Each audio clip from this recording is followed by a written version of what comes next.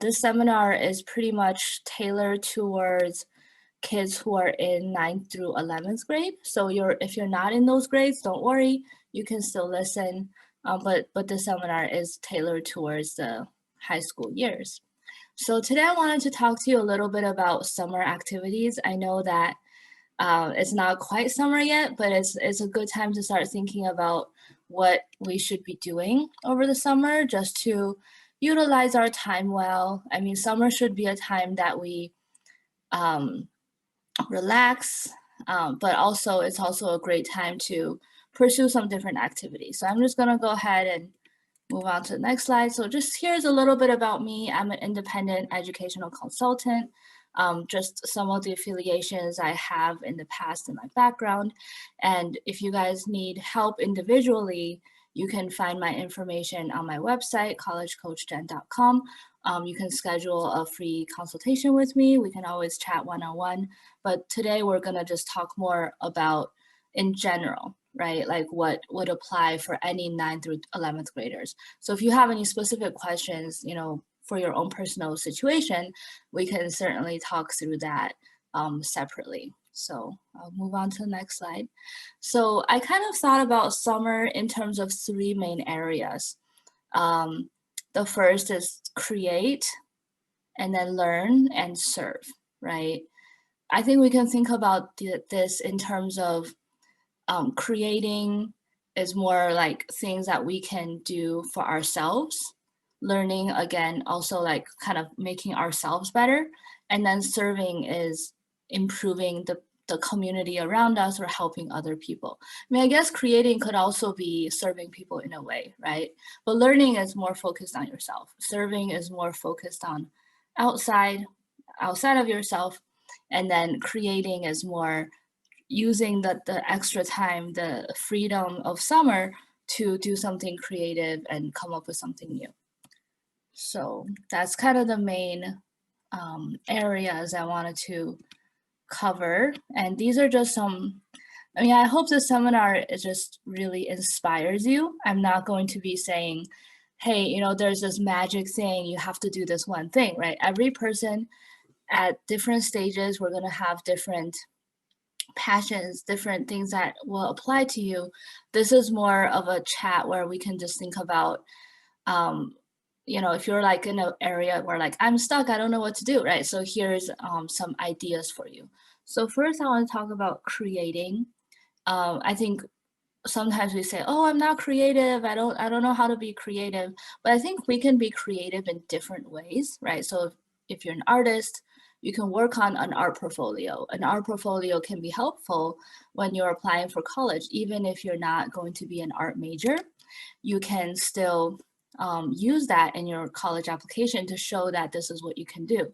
And art doesn't have to be painting, right? It doesn't have to be drawing. It could be photography, it could be sculpture, it could be ceramics, it could be handicraft, right? It could be many different things. So, but art portfolio is kind of like one area.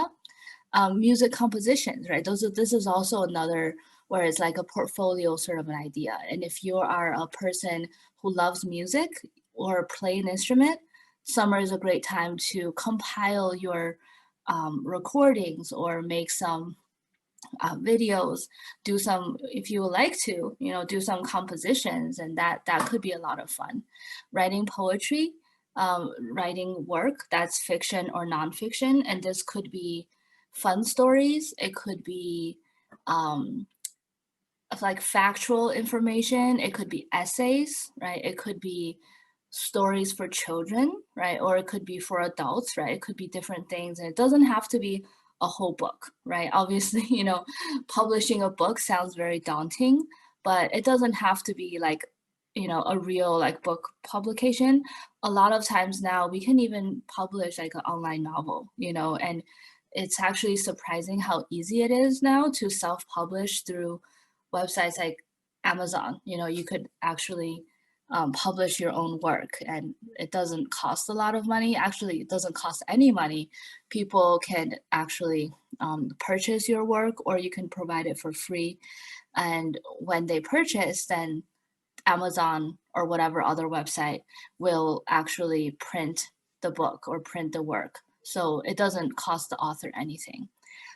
Building a website, right? This could be an informational website, it could be a blog, it could be, a website that contains your other work, right? Your artwork or music or different things. It could be an interactive website. You could also do a hands-on project outdoors. I definitely advocate, for getting off the screen if you can and doing something with your hands. It could be electronics. It could be working on a car. It could be building a bridge, for your neighborhood hiking place or whatever, right? Um, Lots of great ideas for hands-on projects if you're into that. If you're more into computers, then you can think about doing something with software or an app, right? A mobile application, something that could help people.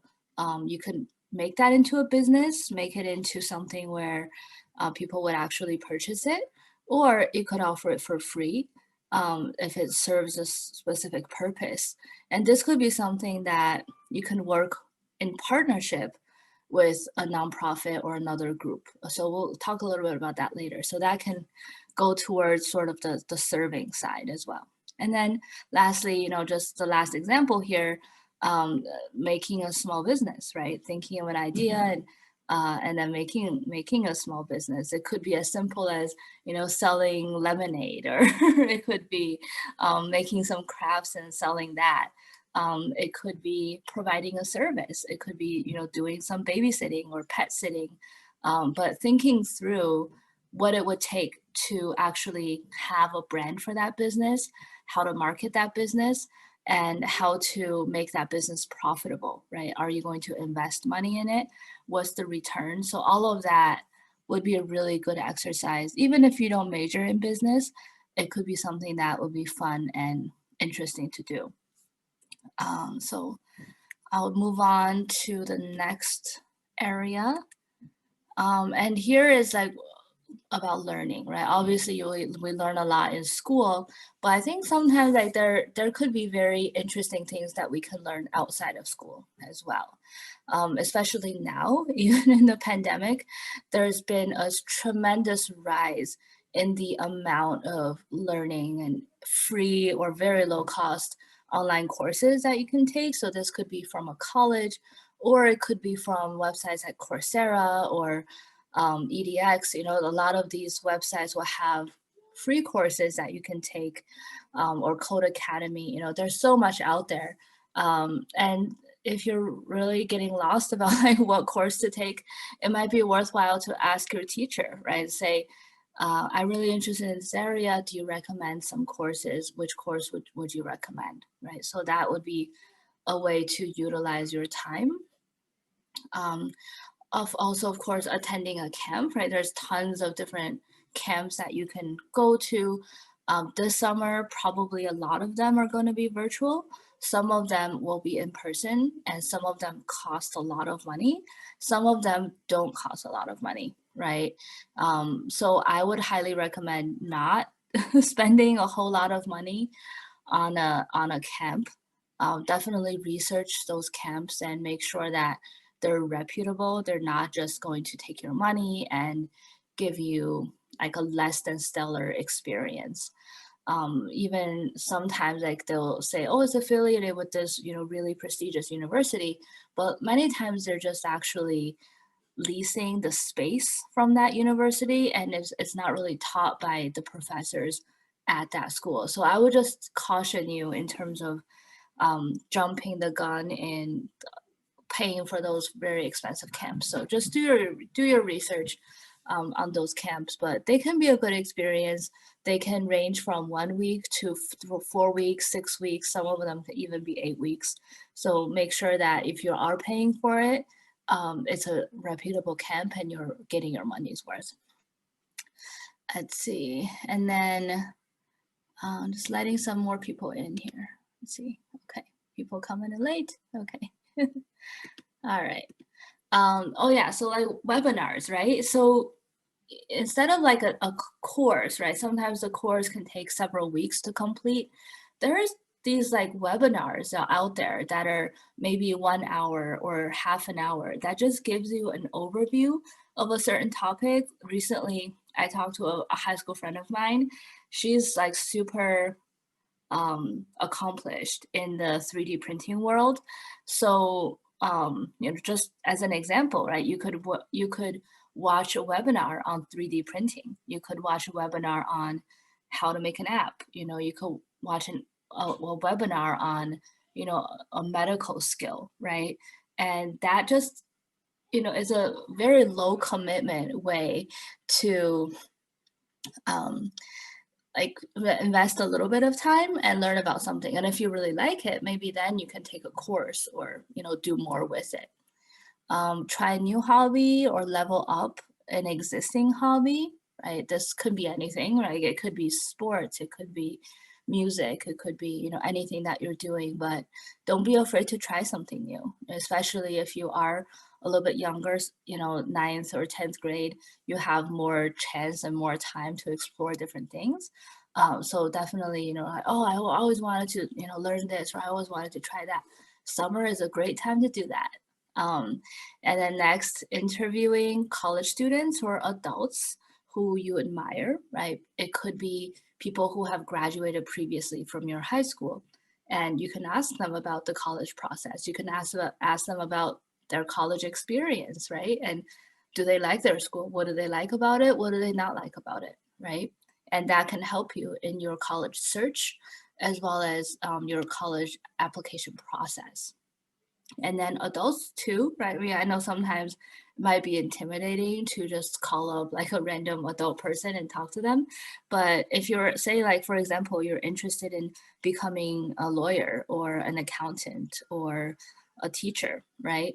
What better way than actually reaching out to a person who's been in that field for a number of years and ask them about their advice and what do they like about that profession? What would they advise, young people who want to go into that profession, what they should do? Sometimes those people can be really great connections for you for internships, maybe even for recommendation letters. They can be people who could potentially be your mentors. So, or they could connect you with other people who could potentially help you. So definitely don't be shy to reach out to different people. Sometimes it could be parents of your friends or the friends of your parents, or teachers can recommend, different people in the community. So I would recommend doing that as well. Job shadowing is another like extension of that, right? So if you do talk to somebody and you're like, oh, that sounds so cool, like you're a surgeon, like can I come and shadow you for a day or a week? Or if you're a town council person, or you're a principal of a school, whatever that job is, um, it's helpful to talk to them, but it's even better to go into that environment and to really put yourself in that situation, put yourself in the shoes of that person, and observe, like, what do they actually do? And then you might realize, oh, actually, I don't want to do this, right? Actually, this is such a hard job that, I just don't want to do this. Or maybe you fall in love with it. And I would just advise doing as many of those job shadow experiences as you can. I mean, obviously, not like crazy, but, I would say if you can do 3 over the summer, that's a good goal. Then, and try to even shoot for something that even maybe you didn't think you would like. Maybe you're like, oh, I thought it's boring to do this job, but why not? Go check it out. And maybe it is boring. That's good. But maybe you actually find something or learn something a little bit different that you didn't expect. And maybe that leads you to something else. So and then next is a research project. I think a lot of students who are aiming for something in the science field automatically gravitates toward that, which is great. If you can do any kind of projects or even just helping out in a lab for research, um, that can be a really great experience to learn hands-on those kinds of research. But I would say, like, even for liberal arts majors, if you're interested in research, it can be a good experience to work with a professor or work with somebody who's doing research in the liberal arts side as well. So it does not have to be a medical or a science related research project. The last one here is visiting colleges. And this is a great way to learn about colleges. If you are in 9th grade, 10th grade, maybe also 11th grade, if you haven't visited colleges, definitely do that. Definitely it's a great time to do that. What if you can, right? Obviously with the pandemic, if you can't actually physically go, right now a lot of schools have virtual tours that you can do online. So I would set a goal for yourself. Maybe visit, like if it's virtual, right? And you can probably do more. Maybe do 5 or 8, over the summer, all schools that you think you would enjoy going to, right? So that's just another suggestion. Let's see, I'll go to the next slide here. Okay, there, oh, I'll go back. Okay, so serving. I think, this is a great way to get plugged into the community. I think a lot of times for high school students, like we're kind of stuck in a school or in that school world, and it's hard for us to really think about like what's happening out there in the world. So I would highly recommend doing something in the community. It could be an internship, paid or unpaid. It could be, you could work with an organization that's nonprofit, or it could be a business and maybe they pay you, maybe they don't. But here are just some suggestions that are, in your community of different organizations that you could potentially work with, and definitely, follow your passion here, right? So if there's something that you're interested in, do that. But I think when people say passion, sometimes they're just like, oh, they just keep saying that word, and like, what does that mean? Like, what is a passion, right? I mean, it sounds like kind of almost fake sometimes. It's like, oh, I'm so passionate about this, but like, are you really that passionate? So I think if you feel like, if you're the kind of student who's feeling like, I don't really know what my passion is, right? I have some interests, but I don't really have like a strong passion towards one area. That's okay. I think as long as you are interested in something and you want to help and you want to contribute to the community, you want to give back, then there are things that you can do.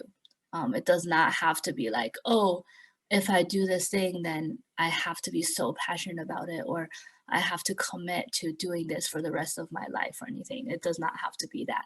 But I think it's a good way to just get yourself out there, practice your interpersonal skills, practice talking to all kinds of different people and learning about how these different organizations work and what they do. Or if nothing really like floats your boat or nothing is really that interesting to you and you do have an interest, then why not start your own organization? And I think sometimes people feel like, oh, that's so hard to do.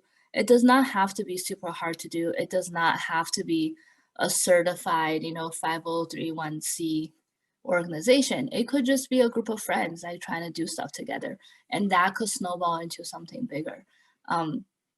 But again, do not feel like pressure to start your own organization if you don't know what you want. Because I think sometimes you're like, oh, if I say I started my own organization, then that sounds good or that looks good for a resume. I would just caution you to not do that for that reason. I think if really there's nothing in the community that interests you and you want to do something that you're passionate about, that like when I say passionate about it, like you really are very interested in it, then I would say yes, go ahead and start your own organization. But if you're just like, I really don't know what I want, I'm not sure what I want to do, then starting your own organization is probably not what you should be doing, right? Probably if you're just unsure what you want to do, the best thing is to go explore, go work, like just volunteer somewhere, anywhere, to learn a little bit more about how different organizations work before you start your own. And if later you want to start your own, that's great. But don't feel like that you have to start your own just to make it look good. I hope that makes sense. And I just got last couple words of advice, and we'll get to some questions and answers. Just some don'ts, don't feel like you have to spend a lot of money to have a good summer experience. You don't have to go, travel abroad or do different things and, volunteer in these like exotic places. You do not have to do that. Do not try to look good, because I think, again, um, when your purpose is try to look good, that's probably going to be pretty obvious that that's what you're trying to do, to the college folks who are looking at your resume. So it should be aligned with your interests. It should be aligned with potentially your major if possible, but it does not have to be. And do not feel like you have to follow the crowd, right? It doesn't have to be like, oh, all my friends are doing this, so I'm going to go do this, or my friend is doing this, so I'm going to do this. Don't feel like you have to do that, because you should really be pursuing your own interest, not somebody else's interest. And then some do's, right? So I think if you are stressed out over this year, definitely do take some time to relax. Do not be afraid to try something new. Do something that's maybe a little bit out of the ordinary. It's okay, try something. Meet new people, whether it's new friends or adults, different kinds of people. Go outdoors, get away from the screen. I'll say this again. Even if it's just exercising and hiking, whatever you can do to get outdoors, discover your community. I think there's so many organizations and really great things that are just in every community that I think we don't always know about. So do some Googling, do some talking to different people and see what's out there. Maybe you'll find something that will really click with what you want to do. Do some traveling if you can, if COVID restrictions or whatever. Travel is always a great way to grow as a person and change your perspective or develop new perspectives. And then also just follow your passions and interests. If you really are interested in something, do that. Don't let anything stop that.